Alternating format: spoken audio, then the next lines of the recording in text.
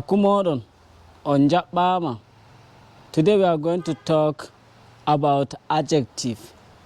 Bi, be, towi, ko juti, ke rammi, sofi, yori, ɗuɗɗum, seɗɗa, fu, wala, laaɓi, tundi, haade, ɓadaki, ko da'i, ɗum samman ko nafal, shaɗɗum, koyɗum, faamu, wala faamu, wooɗi ko boɗɗum, wooɗa, mawɗum, pamarum ko tokosum, yaawi, neeɓi, hebbini, walana, yaawe, jengi,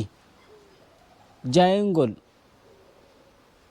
yebre, wuli, feewi, wooɗi ko laaɓi, ñiddi, yurmeende, halli ko kallungol, goonga, wala goonga ko fewre, sembe, wala sembe ko sembiɗa, teddi, riski, shoyal ko soyi, tedda, tekka, tekki, fooƴi, fayi, kesum, tokoso ko pamaro, nawyi, ɗum yonki ko foofi, waati ko maayi,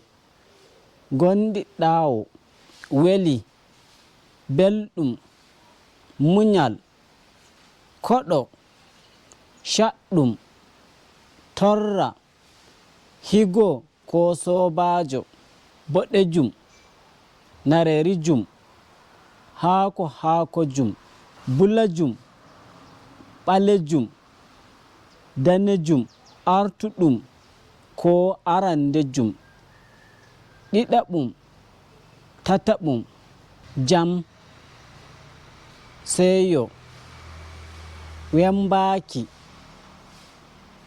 ñaaɗi, seɗɗa, na seɗɗa ko ɗuɗɗum, mere, neeɓi, lalli ko wannake ko yewi, daidai, sendere.